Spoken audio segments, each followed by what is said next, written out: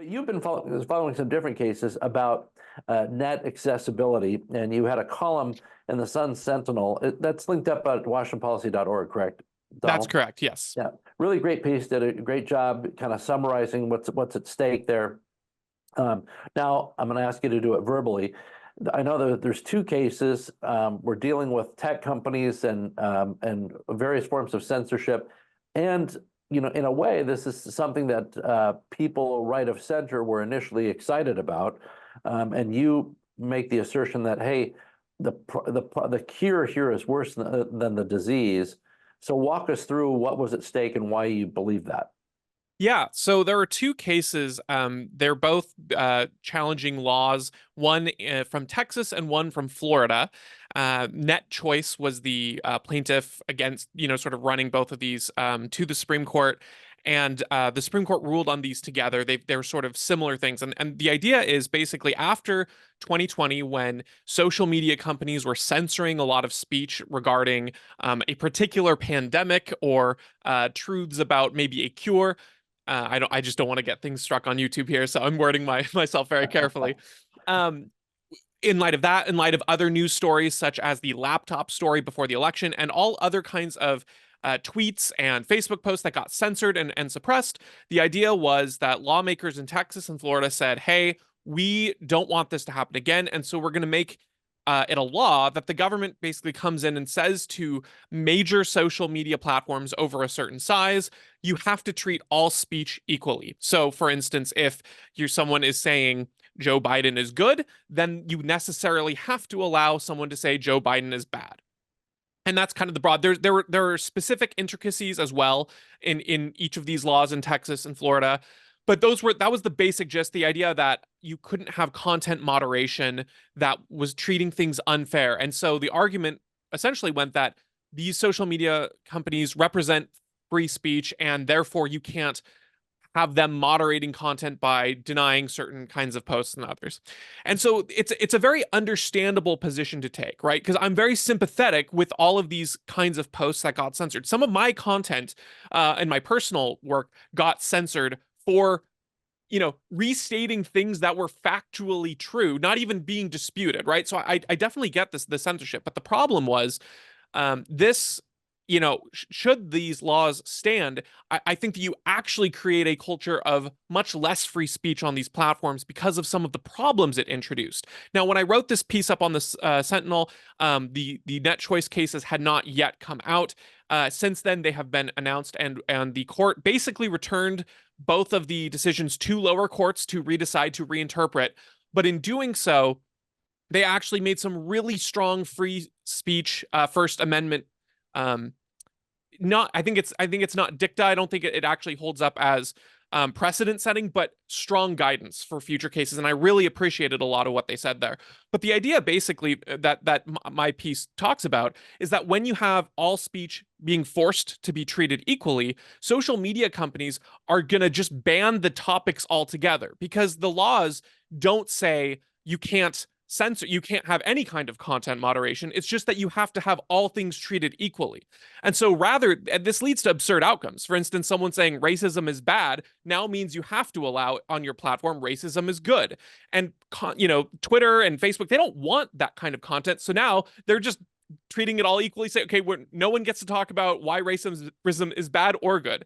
And so you would see you just introduce more regulations that give these platforms headache after headache to try to figure out what they can and can't allow. And I think you actually limit the scope of discussion this way when you don't allow them to moderate their content as they see fit.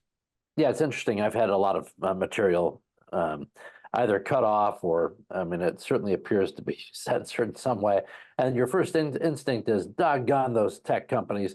And then you realize, well, wait a second, there's other regulations and other things that are compelling them to do that as well. So ultimately, what the court said basically is that these businesses get to decide. Is that a fair way of saying it?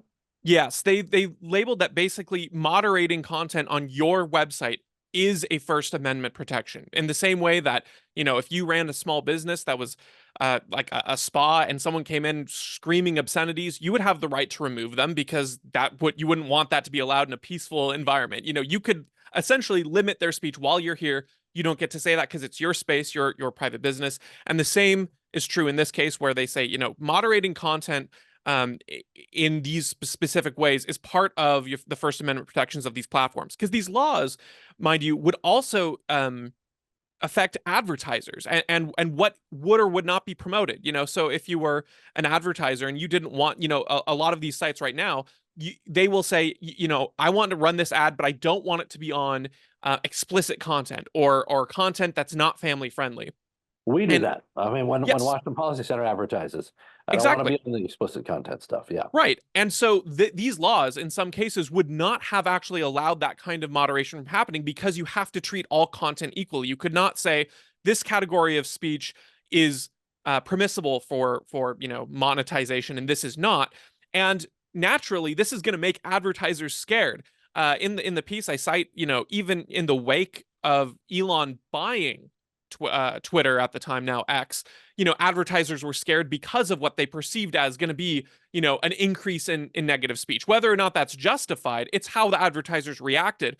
And when you look at how these social media platforms exist, unlike, the public square, which is ostensibly funded by tax dollars, these are private companies that have to make money somehow, and advertisers are a huge block of that. So if you scare away these advertisers, you're actually taking away the very grounds of the free speech conversation to happen at all. Yeah. Is there any is there anything afoot then? Does this mean that people who are concerned about social media censorship on political issues, does that mean there's no case for them? There's nothing that they can do about it? Yeah, well, there's actually a different case that the Supreme Court also decided, and I can't remember the name of it. It's Missouri versus something, and it had to do with more explicitly the government sort of coercing these social media companies behind their back to do this. And unfortunately, in that case, the Supreme Court also rolled that back, I believe, down to a lower court, where under some very tricky definition of who or does and does not have standing.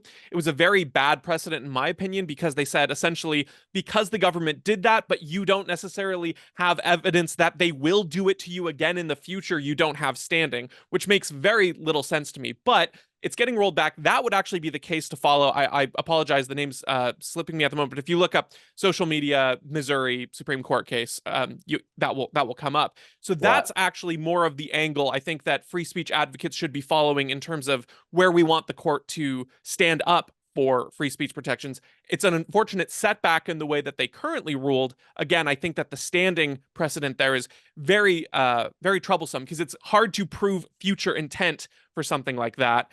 But it's not over there, so that would be the path to follow. There's a couple good people who are writing on that. Tracy Beans is one of them. If people want to follow her.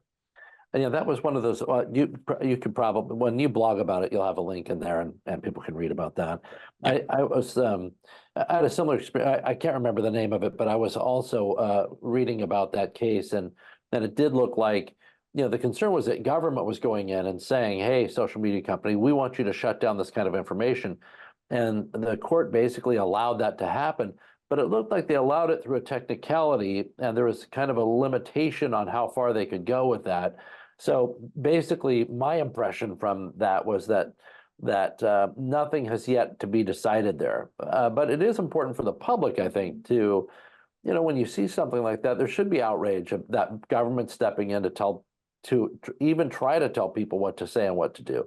There wasn't a lot of that during the era we just got through, in which businesses were shut down. See, I too can play word games to make sure we're not shut down Yeah.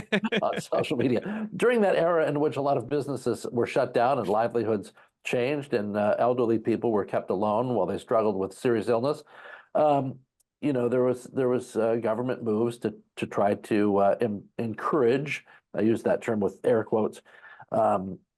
Changes in social media allowances for what people were saying, and I found that deeply, deeply troubling. So that's exactly right, and that is, when we're talking about back to the net choice cases, when we're talking about the government stepping in and saying this kind of moderation is or isn't allowed, you're de facto giving the government a direct say in what companies can and can't do. And when you look at these social media companies, yes, Twitter was pretty ideologically biased. Yes, Facebook was, but they weren't explicitly doing these things except under duress of the federal government behind the scenes. So, my concern is I don't want the government stepping in and saying, you have to allow this speech, or you do or don't get to moderate in this way, because the government has only shown itself to be an actor that is very biased and very one-sided in this, pressuring these companies behind the scenes. If you removed that pressure, it's very unlikely we would have seen the kinds of suppression and censorship that we did. It was all coming from behind the scenes. And yes, like I said, they were ideologically compliant, but when you're a big company and the federal government knocks on your door and says, I don't like what Joe Schmo's posting there, it'd be nice if you changed your terms of service so that what he is saying is no longer viable. I mean, yeah, you might be ideologically okay with it, but also just as a business, if you're looking to survive, you don't want to cross the federal government unless you've, got the resources for that, which is not an enviable position to be in. Yeah, that was my fear too. Just way too much power there. It's like it's disproportionate. We see it in HR all the time. Depicted there. If you're putting too pressure on a subordinate, and in government, I know we the people are supposed to be the boss, but let's face it, in a lot of circumstances, it doesn't feel that way at all. And people will do things in order to avoid getting hurt. Great column, Donald. By the way, any final thoughts to add on that? Yeah, well, like I said, it's been returned to the lower courts, so we're going to see. I think the idea being there are a lot of intricacies and specifics in the bill that weren't addressed by the lower courts, and the Supreme Court said, "Look, we're not going to spend our time adjudicating all these interpretations." And within some of the concurring opinions, there were no dissents, but there were multiple concurring opinions. And so when you looked at that, there were some concerns raised with some members of the court that weren't with others.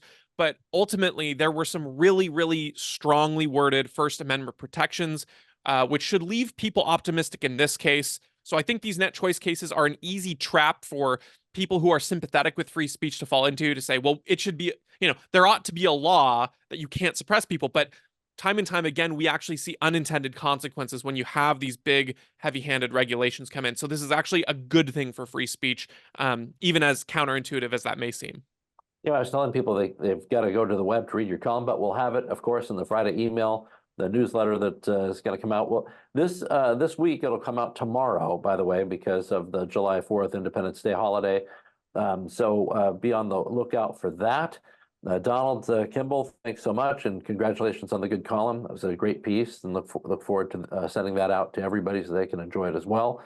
And I love your passion for the tech world. It's not something I've ever possessed.